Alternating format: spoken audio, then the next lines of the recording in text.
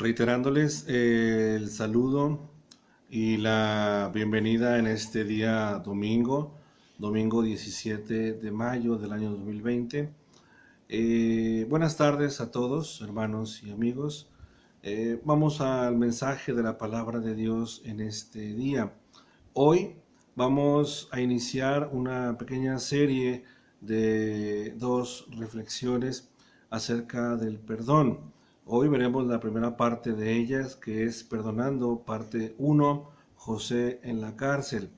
Y luego el siguiente domingo 24 de mayo, dentro de 8 días, estaremos meditando en la experiencia del llamado corazón ardiente de Juan Wesley. Sí, aquella noche en donde aquel hombre, con una fe en su punto más bajo de su vida, Dios habla a su corazón, toca su corazón, y de ahí Wesley es usado grandemente para la obra del Señor.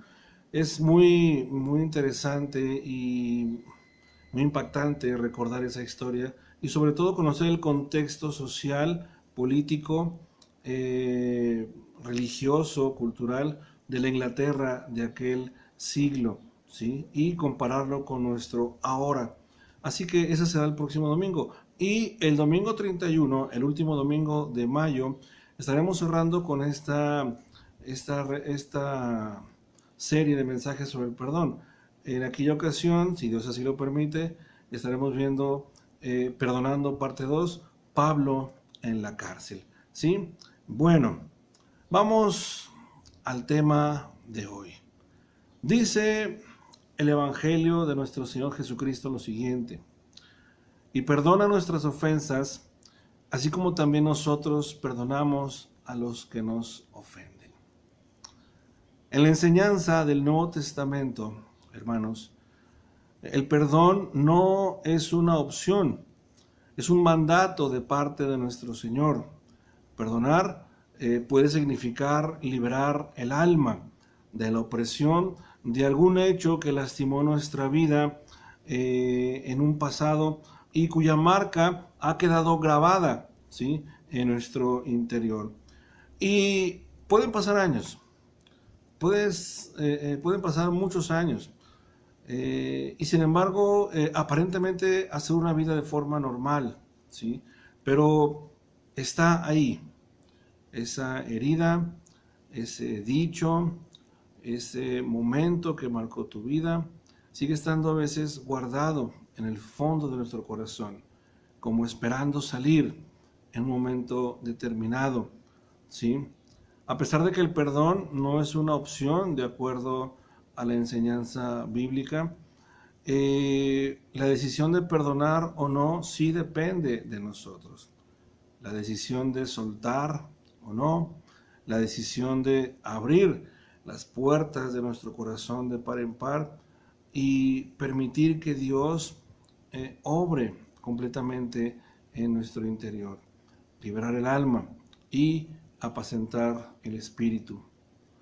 Ya hemos dicho que pueden pasar años y años y esas heridas aparentemente quedar sepultadas, pero va a haber un momento de nuestra vida, ¿sí?, cuando de pronto esos viejos sentimientos, esos enojos quieran salir de nuevo y quieran volver a ocasionar el mismo daño.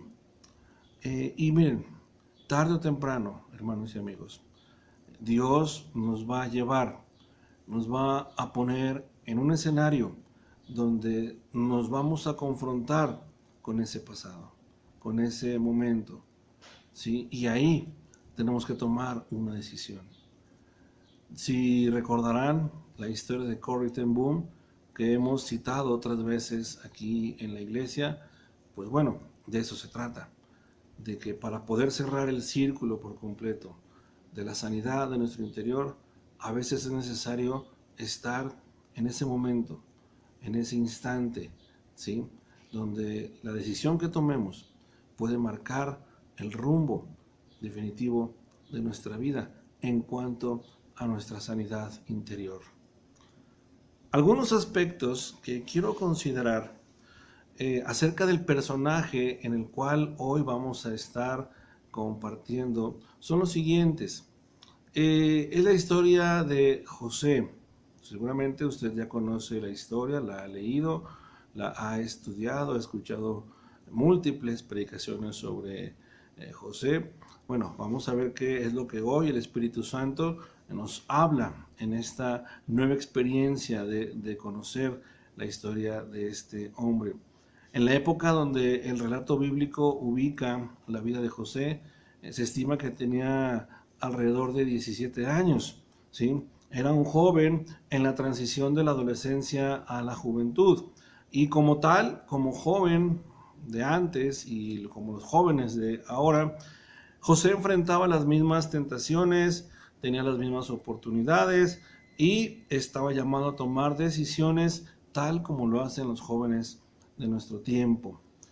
Otro aspecto a considerar es que José informaba a su padre de la mala fama de sus hermanos. ¿Sí? Al parecer, por lo que nos relata la Biblia, los hermanos de José no eran precisamente un modelo a seguir, ¿sí? Como ejemplo. José, sin embargo, se diferenciaba de ellos al no participar con ellos de su mala fama y por ser a la vez el hijo de más confianza de su padre, ¿sí? Un pequeño apunte para nuestros jóvenes. Es evidente que se puede ser joven, pero también se puede ser diferente. Así que, muchachos, si están ahí en sus casas, escuchen lo que la palabra de Dios les enseña esta tarde. José, en el tiempo que vivió, tenía los mismos problemas, las mismas luchas, las mismas tentaciones, las mismas oportunidades que tú, que hoy en este tiempo estás viendo esa transmisión. Y sin embargo, pudiendo ser joven, José también pudo ser diferente en su entorno. Abran sus Biblias, les voy a pedir que vayan a sus Biblias y vamos a arrancar. Vamos a estar, miren, de Génesis 37 en adelante. Vamos a estar viendo algunos pasajes, algunos relatos bíblicos. Así que rápidamente vámonos al libro de Génesis, capítulo 37, versículos del 12 al 28. Vamos a arrancar de esta lectura, ¿sí? Si están en sus casas, abran sus Biblias, búsquenlo en su dispositivo o vean aquí en la pantalla la lectura o escúchenla con atención y dice así. Génesis 37, 12, 28. En cierta ocasión, los hermanos de José se fueron a Siquem para apacentar las ovejas de su padre. Israel le dijo a José: tus hermanos están en Siquem apacentando las ovejas. Quiero que vayas a verlos. Está bien, contestó José. Israel continuó: vete a ver si tus hermanos y el rebaño están bien y tráeme noticias frescas. Y lo envió desde el valle de Hebrón hasta aquel lugar. Cuando José llegó a Siquem, un hombre lo encontró perdido en el campo y le preguntó: ¿qué andas buscando? Ando buscando a mis hermanos, contestó José. ¿Podría usted indicarme dónde están apacentando el rebaño? Ya se han marchado de aquí, le informó el hombre. Les oí decir que se dirigían a Dotán. José siguió buscando a sus hermanos y los encontró cerca de Dotán. Como ellos alcanzaron a verlo desde lejos, antes de que se acercara, tramaron un plan para matarlo. Se dijeron unos a otros: ahí viene ese soñador. Ahora sí que le llegó la hora. Vamos a matarlo y echarlo en una de esas cisternas y diremos que lo devoró un animal salvaje. Y a ver en qué terminan sus sueños. Cuando Rubén escuchó esto, intentó librarlo de las garras de sus hermanos. Así que les propuso: no lo matemos, no derramen sangre, arrójenlo en esa cisterna en el desierto, pero no le pongan la mano encima. Rubén dijo esto porque su intención era rescatar a José y devolverlo a su padre. Cuando José llegó a donde estaban sus hermanos, le arrancaron la túnica muy elegante, lo agarraron y lo echaron en una cisterna que estaba vacía y seca. Luego se sentaron a comer. En eso, al levantar la vista, divisaron una caravana de ismaelitas que venía de Galaad. Sus camellos estaban cargados de perfumes, bálsamo y mirra, que llevaban a Egipto. Entonces Judá les propuso a sus hermanos: ¿qué ganamos con matar a nuestro hermano y ocultar su muerte? En vez de eliminarlo, vendámoslo a los ismaelitas. A fin de cuentas, es nuestro propio hermano. Sus hermanos estuvieron de acuerdo con él. Así que cuando los mercaderes madianitas se acercaron, sacaron a José de la cisterna y se lo vendieron a los ismaelitas por 20 monedas de plata. Fue así como se llevaron a José a Egipto. Al final de cuentas, hermanos y amigos, el relato de esta primera parte de la vida de José termina de la siguiente forma.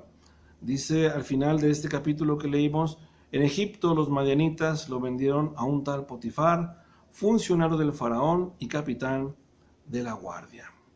Bien, todo esto es palabra de Dios. Max Lucado, en su libro llamado Saldrás de esta, aborda el tema del perdón, tomando precisamente en uno de sus capítulos la historia de José. Este libro llegó a mis manos a raíz de la convalecencia de Lupita, mi esposa, y alguien, una hermana, se lo prestó para que lo esté leyendo, y yo a su vez comencé a hojearlo, y me topé con este capítulo donde aborda la historia de José, y de ahí nació la idea para desarrollar estos dos mensajes en esta serie del perdón. Así que voy a intercalar algunos comentarios de Max Lucado con algunas consideraciones personales. Hermanos, cuando perdonamos, ¿sí? Podemos avanzar, crecemos, maduramos y nos liberamos, en pocas palabras. Cuando el perdón en nuestras vidas se trata del pasado de las mismas, ¿sí? Entonces es Dios, ¿sí? Es Dios el que nos hace avanzar para poder perdonar ese pasado, ¿sí? De cualquier forma, sea que sea un hecho de tu vida del pasado o sea algo presente, en el perdón Dios siempre está con nosotros. Pero, ¿en verdad Dios puede hacerlo? Consideremos las siguientes preguntas. ¿Podrá sanar mi abuso infantil?, dirán algunos. Dirán otros, el enojo que siento contra mis padres, papá por su violencia en contra de mi familia, el enojo que siento por mi mamá y su ausencia cuando más la necesitaba. ¿Qué hay del abuso de mis hermanos? ¿Qué de aquellas burlas, insultos, desprecios, la forma despectiva y humillante con la que me trataron? En síntesis, ¿podrá Dios sanar mi corazón? Vamos a la historia de José y vamos a ubicarnos en la lectura que leímos. ¿Cuántas veces no se habrá preguntado esas y miles de cosas más? Primero, el desprecio de sus hermanos. No lo querían, ¿sí? A causa de sus sueños y que él los platicaba y que era el consentido de su papá. Los hermanos lo veían con recelo, llegaron a desarrollar en contra de José enojo, maldad, ¿sí? Tan es así que planean matarlo, ¿sí? Y mentir sobre el destino que le hubiera pasado a José. Es echado, arrojado a ese foso de agua seca y se van aparte. Imagínense ese momento, cuando lo toman por la fuerza, lo maltratan, lo sacuden, le arrancan la ropa y luego lo arrojan, ¿sí?, al foso. Y luego muy tranquilamente se sientan a comer. Yo no creo, aunque la Biblia no lo dice, pero yo no creo que José haya estado callado en todo ese tiempo. Seguramente estaba lamentándose, les estaba hablando: hey muchachos, sáquenme, hey, ¿qué pasa? ¿Qué sucede? Ayúdenme, auxilio, en fin, ¿sí? Y de pronto, de buenas a primeras, sale, pero resulta que en lugar de irse con sus hermanos, ¿sí?, es vendido a una caravana de extranjeros, ¿sí?, de madianitas, que van camino a Egipto, y ahí es echado José. Y llega en Egipto, los madianitas a su vez lo venden a Potifar. Piensa en José y en lo que acabamos de decir. Ahora quiero que hagamos esto. Piensa en tu vida, piensa en tu experiencia personal. Tal vez no fuiste vendido a una gente extraña, pero no fue necesario, ¿sí? Porque también padeciste el abandono familiar, padeciste la ausencia de una familia, padeciste los insultos, las burlas de algún hermano, o quizás el abuso físico de quien menos lo esperabas, ¿sí? Hechos, actos, circunstancias que trajeron a tu vida dolor, enojo, tristeza y amargura. Y entonces viene aquello de: Padre, perdónalos porque no saben lo que hacen. O qué tal lo que dice Pablo: no dejen que el sol se ponga estando aún enojados. O quítense de vosotros toda amargura, enojo, ira, gritería, maledicencia y toda malicia. De la manera que Cristo nos perdonó, así también hacerlo nosotros. O que hay de aquella oración por excelencia del propio Jesús cuando dijo: perdona nuestras ofensas, así como también nosotros perdonamos a los que nos ofenden. Como comúnmente decimos, esto es palabra de Dios. ¿Y sabes qué? Sí, Dios está hablando en serio.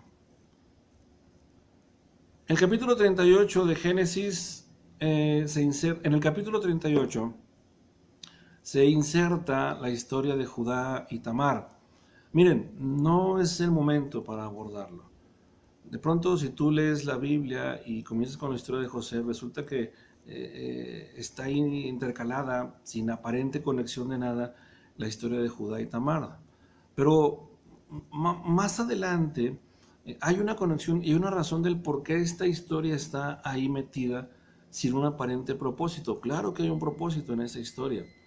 ¿Sí? Judá iba a jugar un papel también fundamental mucho después en la vida de José y de sus hermanos. Pero bueno, eso lo vamos a ver después. Y luego la historia sigue. Ya dijimos que José es vendido a los madianitas, llegan a Egipto, ahí lo venden con un tal Potifar.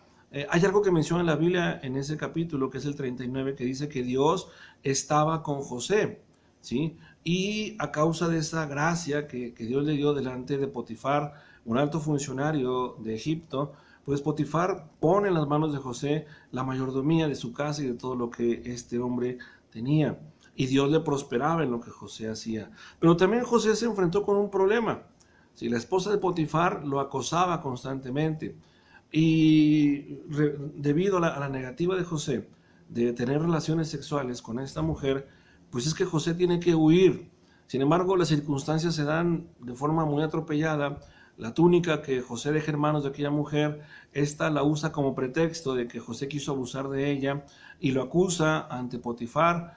Y bueno, a causa de esto José es enviado a prisión. Ahí dice la Biblia que Dios sigue estando con José. Pero ojo, ya estaba en prisión de forma injusta José. Sin embargo, ahí el desarrollo de la historia continúa. José conoce a dos personas, que es el panadero y el copero del rey, respectivamente. Les interpreta sus sueños a cada uno de ellos. El copero sale primero de prisión. José le pide que le hable de él al faraón. A este hombre se le olvida. Y dice la Biblia que pasan todavía 2 años. Fíjate en esto. 2 años más. José estuvo encarcelado de forma injusta en Egipto, ¿sí? Y luego la historia continúa. Resulta que un día el faraón tiene un sueño Un sueño extraño, un sueño que el cual ningún mago, ningún sabio de Egipto le puede dar la respuesta. Y en eso el copero se acuerda de que hay alguien en prisión que lo puede hacer. Mandan traer a José. José interpreta el sueño del faraón. Y el sueño básicamente tú lo conoces, si has leído la historia, es acerca de las 7 vacas que salen del río Nilo, gordas, hermosas, llenas de vida. Y luego tras de ellas salen otras 7 flacas y de feo aspecto. Pero resulta que estas feas y flacas y feas se comen a las hermosas vacas gordas. Y luego resulta que en ese mismo sueño hay 7 espigas de trigo llenas de vida, con mucha fruto. Y luego salen 7 espigas secas quemadas por el sol. Y estas secas y quemadas por el sol se comen a las espigas llenas de vida. Total, José le interpreta al sueño al faraón y resulta que le dice que básicamente va a haber un periodo de gran abundancia, que son los primeros 7 años, ¿sí? Va a haber abundancia, va a haber buenas cosechas, etcétera, etcétera, pero vendrán otros 7 años de hambruna y será algo muy severo. A causa de eso, el faraón le cede a José la gubernatura de Egipto y bueno, confía en él todo el mando de la nación egipcia.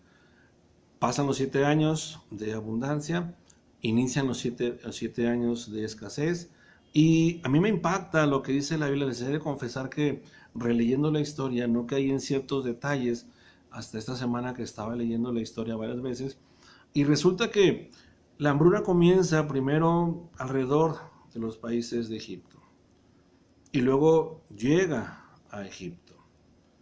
Y ahí comienza la operación de José. José, cuando revela el sueño al faraón, eso lo mencionamos, idea un plan para guardar, ahorrar, almacenar, ¿sí? Cuidar un porcentaje de esa abundancia y la mete en graneros y es tal lo que almacena que ya no cabía después, dice la Biblia. Bueno, cuando el hambre llega, cuando empiezan los 7 años de hambruna, llega el hambre y comienzan las naciones a acercarse a Egipto porque era el único país, ¿sí?, que tenía alimento para poder sobrellevar esta situación.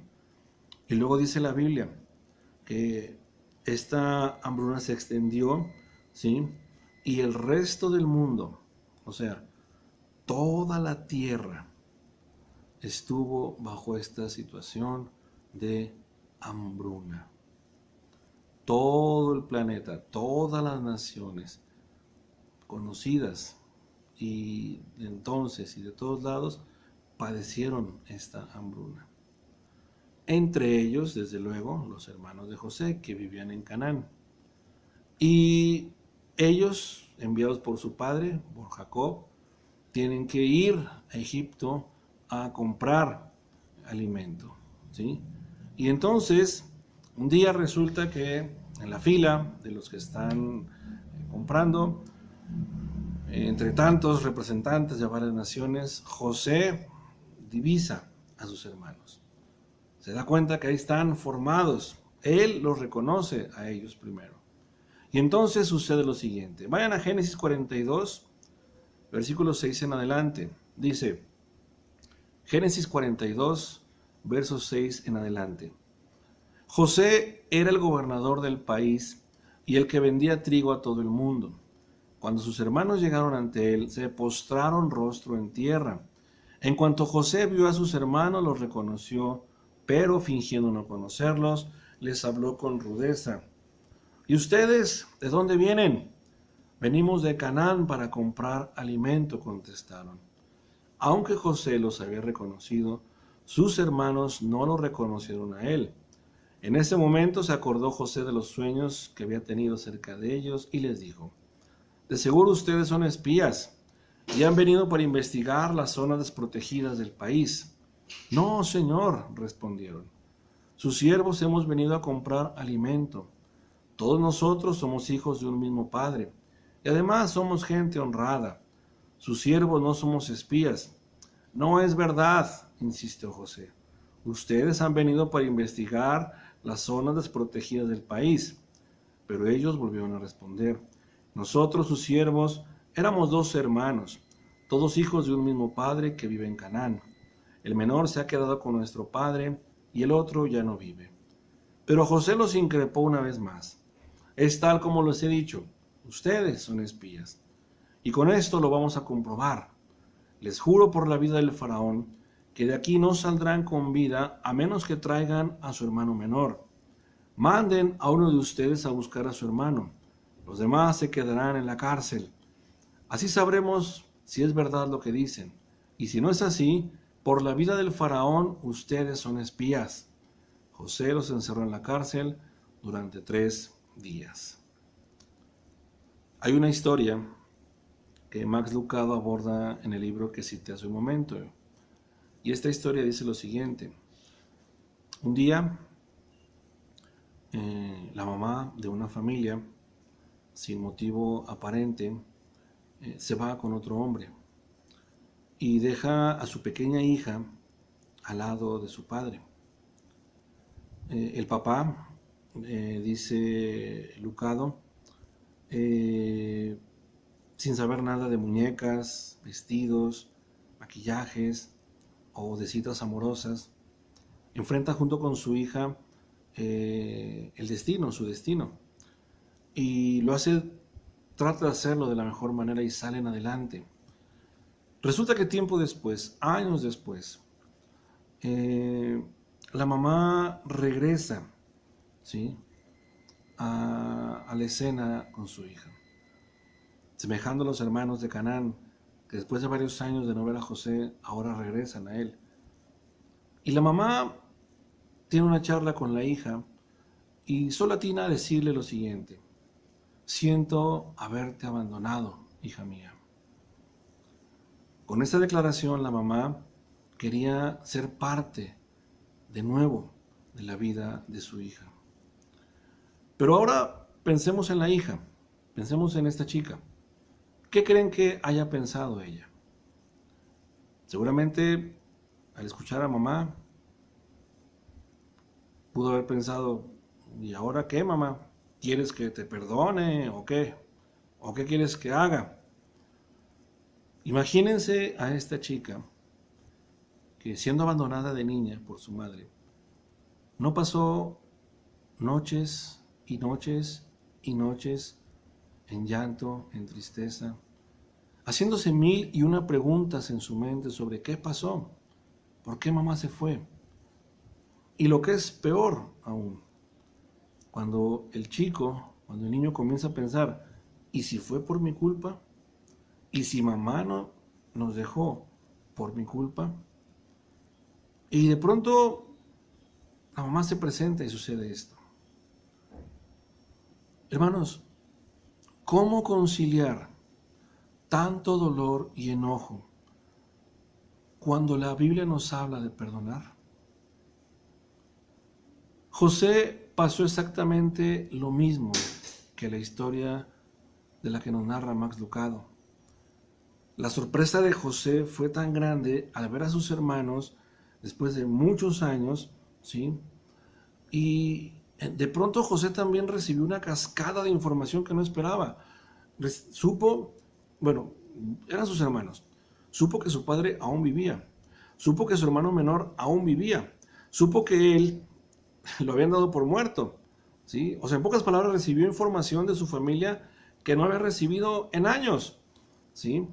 Y ahora José estaba en ese escenario que les decía al principio, y Dios lo había llevado a ese momento de su vida, ¿sí? De pronto todo se había trastocado. Todo lo que José aparentemente había hecho bueno y había prosperado en su trabajo, en su vida, ahora todo eso se desmoronaba ante este nuevo escenario familiar, ¿sí? Y estaba ahí. Y tenía 2 opciones: perdonar o huir. La primera reacción de José vemos que es normal, ¿sí? Los ve y de forma, me imagino que puso el semblante serio, enojado, sacó los hombros y dijo: ¿y ustedes qué? ¿De dónde vienen? Y aquellos hombres pues se intimidaron, los hermanos se intimidaron y comienza este diálogo. Y José les dice, no, ustedes son espías. Y ustedes han venido aquí a este país a vigilar y a ver qué pueden robar, a ver qué pueden hacer. Y no les cree, ¿sí? Y aquellos dicen, no, mire, somos hombres, les dicen, todavía los hermanos le dicen a José, somos hombres buenos, somos gente de bien, ¿sí? Y queremos comprar alimento. Y José dice, no es cierto, ustedes son espías y los manda a la cárcel. Así como diciendo, tomen, para que aprendan, para que vean lo que se siente. Pero algo ya había renacido en el corazón de José. Ese arranque de aparente enojo fue solo el inicio, hermanos, del proceso de sanidad que José necesitaba en su corazón, en su alma. Fue a partir de ese momento que entonces Dios comenzó a controlar. Dios siempre estuvo con José.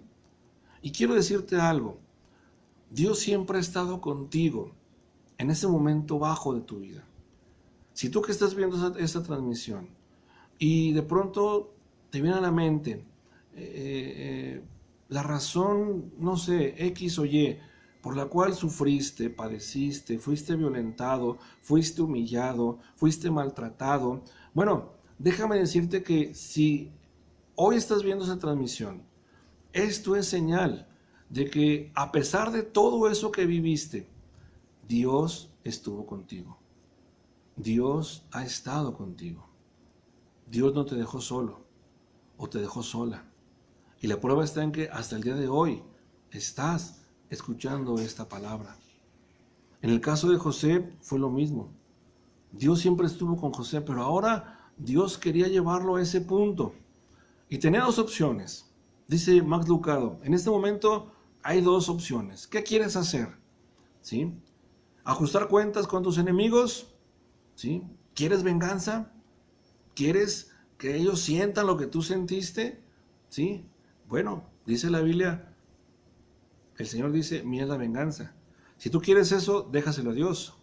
¿Sí? Pero no te corresponde a ti tomar justicia por tu propia mano. No te puedes poner el papel de juez y juzgar lo que te hicieron en vida. Eso le corresponde solamente a Dios. ¿Está claro? Ahora, si eso es lo que tú quieres, déjaselo a Dios. Pero ¿quieres perdonar? Entonces ahí las cosas cambian. Porque en el perdón es Dios y eres tú. En la venganza tú no puedes tomar parte. No te corresponde a ti emitir un juicio. Sí quiero que quede claro esto. Tú quieres que la gente sienta lo mismo que tú, padezca lo mismo que tú. Está bien, déjaselo a Dios. Pero tú no puedes ponerte en el papel de juez. Tú no puedes tomar justicia por tus propias manos. ¿Quieres perdonar? Entonces son dos. Es Dios y eres tú. Miren, el apóstol Pablo, en la carta a los Efesios, capítulo 4, verso 26 y 27, dice lo siguiente. Efesios 4, 26 y 27. Airaos, pero no pequéis. No se ponga el sol sobre vuestro enojo, ni deis lugar al diablo. Si tienes tu Biblia, o si te grabas este pasaje, yo te voy a pedir que hagas esto. Subraya la palabra lugar. Dice Efesios 4, 26, 27. Airaos, pero no pequéis. No se ponga el sol sobre vuestro enojo, ni deis lugar al diablo. La palabra lugar, ¿sí?, se traduce en el griego como topos, el mismo término de donde sale la palabra topografía, y significa territorio o terreno. Esto se vuelve impactante, hermanos y amigos, porque entonces lo que el apóstol Pablo está diciendo es que el enojo, ¿sí?, le concede terreno al diablo. Tus enojos, tu falta de perdón, ¿sí?, tu amargura, le concede terreno al diablo, y ese terreno es el terreno de tu corazón, ¿sí? Amarguras, enojos, resentimientos, en síntesis, la falta de perdón son elementos que invitan al diablo a ganar terreno cada vez más y más y más dentro de tu corazón. Y va a llegar un momento en el que ese corazón, ¿sí? Está tan lleno de rencor, tan lleno de amargura, que Satanás va a ir a vivir ahí. El diablo va a hacer su morada ahí en ese corazón. Y lo va a enfermar, lo va a llenar de dolor, lo va a llenar de pestilencia, dejarás de vivir, dejarás de tener paz, tu alma se irá amargando y tu espíritu se irá apagando, ¿sí? Decide soltar, cambia el enfoque de las cosas que te lastimaron, ¿sí? Deja atrás, ¿sí? Ya lo que te causó daño. Miren, yo conozco personas que 10, 20, 30, 40 años de su vida siguen enojadas, siguen ofuscadas por algo que pasó. No han perdonado, no han soltado, no han dejado que Dios saque y remueva y limpie y sane y haga nuevas las cosas en ese corazón, ¿sí? Dice Max Lucado, cambia el enfoque de tu vida. Deja de enfocarte, ¿sí?, en las cosas que te lastimaron y pon tu enfoque, pon ahora tu mirada en lo que Jesús hizo por ti ahí en la cruz del Calvario, ¿sí? Los que te lastimaron, los que te ultrajaron, los que se burlaron, los que te hirieron en un momento determinado de tu vida, déjame decirte algo, también Jesús murió por ellos. Y solo Él decide si son dignos de perdón o no. Eso tú no lo decides, ¿sí? Pero tú sí puedes decidir perdonarlos a ellos. Pero no puedes decirle a Dios, Dios, tú no los perdones, no tengas misericordia de ellos, porque ellos también, tarde o temprano, alcanzarán gracia delante de Dios. Suelta el papel de juez que a veces tienes en tus manos y dáselo al único juez justo y verdadero. ¿Es fácil perdonar? No, desde luego que no. ¿Es rápido? Raras veces puede darse esta situación, este cambio. ¿Hay sufrimiento? José lo pasó. Para José no fue así. Y puede que para ti tampoco. Hay muchas variables, hay muchos elementos a considerar, ¿sí? Pero también déjame decirte algo. No hay ninguna herida más grande. No hay ninguna situación de agravio que sea superior al amor y al perdón de nuestro Señor y Salvador Jesucristo. El amor de Dios lo llena y lo cubre y lo sana todo. El amor de Dios en Cristo Jesús sana toda herida del alma, sana el corazón. Y te voy a decir algo, Dios no pone parches, no pone curitas en un corazón lastimado. Él hace nuevas todas las cosas. Para José fue el inicio de un jaloneo entre perdonar o tomar revancha, ¿sí? Fíjense en esto. Primero metió en la cárcel a sus hermanos, ¿sí? Y luego los dejó salir a los 3 días. Pero dejó uno en prenda, ¿sí?, para que los otros fueran y al regresar trayendo al menor, comprobaran que no eran espías, ¿sí? En este caso a Benjamín, ¿sí? Y luego estos chicos van y resulta que en sus sacos de alimento va también el dinero que iban a pagar, o sea, no les cobraron aparentemente, ¿sí? Y luego tienen que regresar a Egipto. Tienen que regresar por 2 razones. El que está en la cárcel y tienen que regresar por alimento y tienen que llevar también a Benjamín, al más pequeño. Y llegan ahí y José los recibe, los atiende de una forma espléndida, los invita a su casa, comen juntos, se ponen alegres, dice la Biblia, y luego al día siguiente que se tienen que ir, llenan sus sacos, pero José da una orden un poco extraña. Le dice a su mayordomo que meta la copa, su copa, ¿sí?, en el saco del menor, en este caso de Benjamín.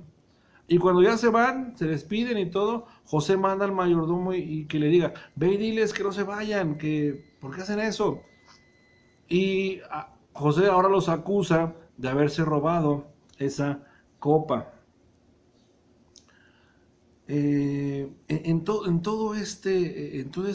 Estos eventos, hermanos, José lloró y sufrió mucho. Había una lucha en su interior.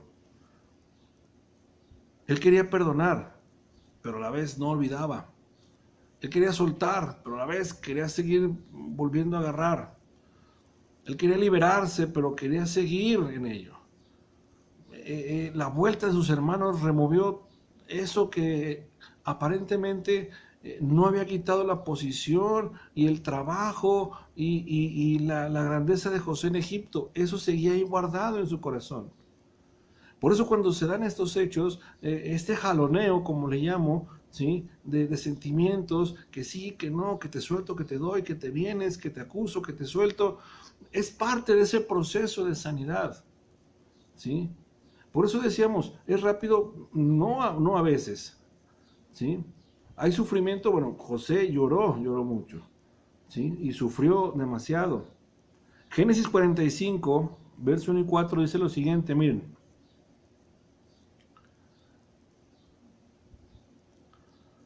Dice, Génesis 45, 1 y 4 dice así: cuando se dio a conocer a sus hermanos, comenzó a llorar tan fuerte que los egipcios se enteraron y la noticia llegó hasta la casa del faraón.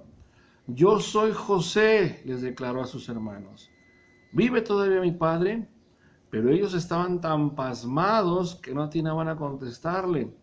No obstante, José insistió: acérquense. Cuando ellos se acercaron, él añadió: yo soy José, el hermano de ustedes, a quien vendieron a Egipto. Dramático. José ya había dado el paso más importante. Ya no había vuelta atrás. Ahora José estaba cara a cara con su pasado, vestido en la persona de sus hermanos, los que lo dañaron, los que se burlaban de él, los que lo humillaron, los que tramaron matarlo. No se les olvide.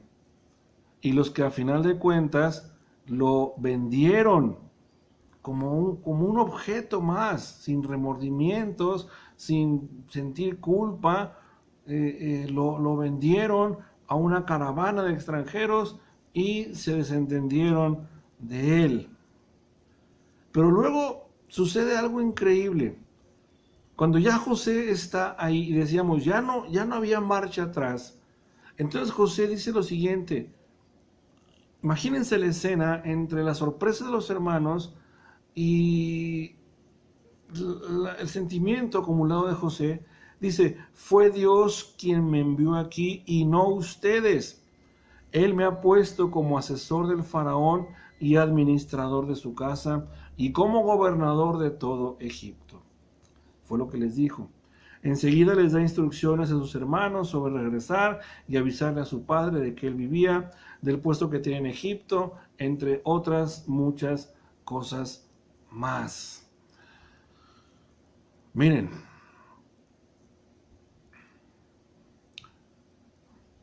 lo he dicho en otras ocasiones y hoy lo voy a reiterar. No hay nadie que esté en este mundo, que esté aquí y que no tenga un propósito de parte de Dios. Tú naciste porque Dios así lo permitió.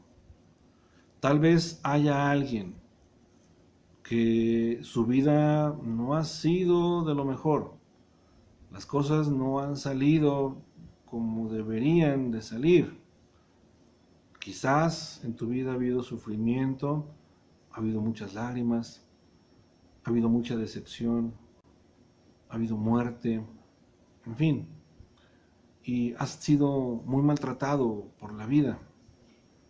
Pero déjame decirte algo, a ti, hermano y amigo.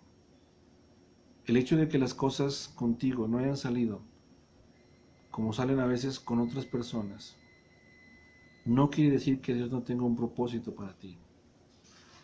No quiere decir que Dios te haya olvidado.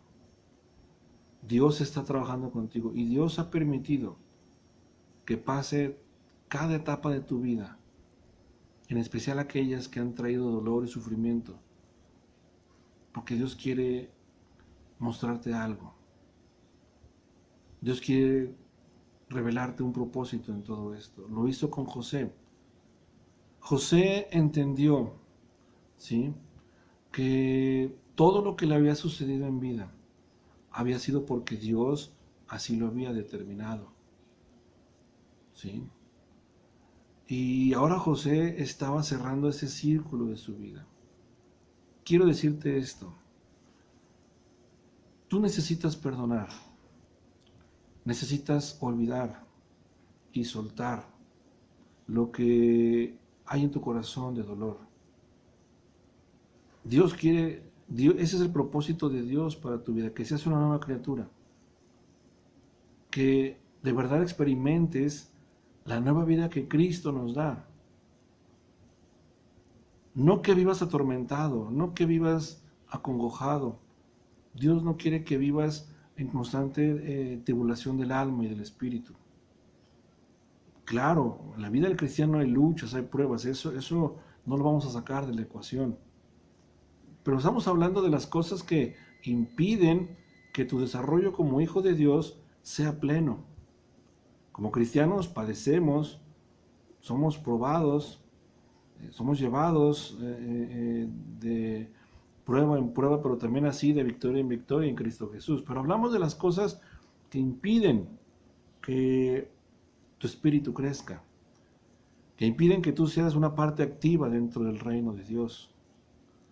Y todo eso se debe a que esas cosas viejas en tu corazón te tienen atorado, te tienen detenido.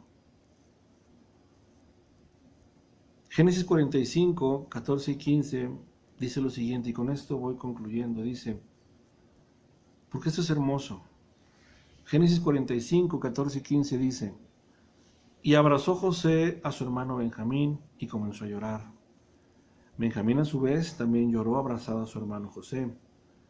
Luego José, bañado en lágrimas, besó a todos sus hermanos. Solo entonces se animaron ellos a hablarle. Quiero animarte esta tarde a ver al interior de tu corazón. ¿Qué ves? ¿Qué hay adentro? ¿Qué consideras tú que ya no debe de estar dentro de ti? Tal vez seas una de esas personas como José, que aparentan estar bien por largos periodos de tiempo, quizás por años. Has sido prosperado, has sido bendecido, has sido puesto en una posición importante en la sociedad, tienes un buen trabajo, tienes tu vida resuelta, en fin. Pero basta un pequeño detonante para que esas cosas viejas salgan otra vez y taladren tu corazón y lo vuelvan a dañar. Esas cosas viejas que están en el fondo del corazón y que tú sabes que están ahí, sabemos que están ahí. Deja que Jesús, hermano y amigo, deja que Jesús entre a tu corazón. Deja que la mano misericordiosa y sanadora de nuestro Señor Jesucristo entre y penetre hasta lo más profundo, a la parte más oscura de ese corazón, y saque. Suéltalo. Dáselo a Jesús. Suéltalo de tus manos ya. Y deja que esa parte de tu vida, esa parte de tu corazón que ha estado muerta a causa de ese enojo, a causa de esa herida, deja que Jesús le dé nueva vida.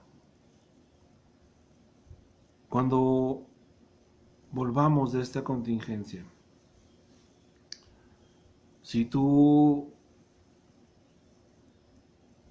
Dios permite que regresemos y tú eres alguien que va a seguir guardando esos viejos enojos, habrás perdido, habrás dejado pasar la mejor oportunidad de tiempo para que Dios sane tu vida. Hoy, si algo tenemos, es tiempo. A veces decimos, es que no tengo tiempo para esto. Es curioso, pero para todo tenemos tiempo, menos a veces para Dios. Mucho menos vamos a decir, ahora sí tengo tiempo para que Dios sane mi corazón. Pero si hay algo bueno que esta situación nos ha dejado, es que hoy tenemos más tiempo. Seamos sinceros. Tenemos más tiempo para pensar más en Dios, para acercarnos más a Él. Y en este periodo, yo lo he dicho en otras ocasiones, es un periodo para purgar nuestro corazón. Tal vez la palabra suene fuerte, pero es sacar, liberar, ¿sí? Soltar aquellas cosas que cuando regresemos a nuestra vida, a esta nueva normalidad, esas cosas ya no van a caber en esa nueva forma de vida. Piénsalo. El antes y después de esta pandemia nos ha llevado también a tomar ese tipo de decisiones. Las cosas van a cambiar y tú no puedes permanecer igual. Tu corazón no puede seguir guardando eso que ya huele mal, eso que está echado a perder. Deja que el amor de Dios sane y restaure tu vida. No va a ser fácil. Quizás va a pasar un tiempo como José en tu vida, de vaivienes, ¿sí?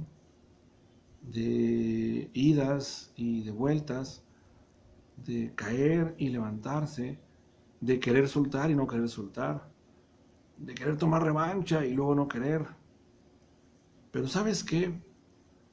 Si ya lo has avanzado y este mensaje te está animando a que lo hagas, la mano de Dios está ahí puesta para ti hoy. La mano de Jesús está extendida a tu favor esta tarde. Tómate de las manos de Jesús y dile simplemente, Padre, ayúdame, porque yo no puedo más con esto. Hoy decido soltar. Hoy decido darle vuelta a esa hoja. Me lastima, me duele, sí, Señor. Pero quiero que con tu ayuda, Padre, tú sanes, tú consueles y restaures mi vida. Al final de la historia de José, cuando Jacob ya había fallecido, pasaron varias cosas más. Tú puedes seguir el hilo de la historia en la Biblia. Los hermanos, cuando falleció Jacob, se llenaron de miedo porque pensaron que ahora José, al no estar su padre, iba a tomar venganza en contra de ellos. Había que cerrar una última pinza de ese proceso de sanidad. Y termino con esto. Génesis 50, verso 15 y 21 dice así. En Génesis 50 dice, tal vez José nos guarde rencor y ahora quiera vengarse de todo el mal que le hicimos. Por eso le mandaron a decir, antes de morir tu padre dejó estas instrucciones. Díganle a José que perdone por favor la terrible maldad que sus hermanos cometieron contra él. Así que por favor, perdona la maldad de los siervos del Dios de tu padre. Cuando José escuchó estas palabras, se echó a llorar. Luego sus hermanos se presentaron ante José, se inclinaron delante de él y le dijeron: «Aquí nos tienes, somos tus esclavos». «No tengan miedo», les contestó José. «¿Puedo acaso tomar el lugar de Dios? Es verdad que ustedes pensaron hacerme mal, pero Dios transformó ese mal en bien para lograr lo que hoy estamos viendo, salvar la vida de mucha gente. Así que no tengan miedo, yo cuidaré de ustedes y de sus hijos». Y así, con el corazón en la mano, José los reconfortó. Increíble historia. Puede ser la historia de tu vida también. Hace un momento yo decía que hay un propósito de Dios en todo lo que hemos vivido. El propósito de Dios en la vida de José era salvar al mundo conocido entonces. Quizás ni tú ni yo estaríamos aquí si no hubiera sido por la acción de José en Egipto. Y no es una exageración. Dice la Biblia que toda la tierra estaba en hambre, menos un país.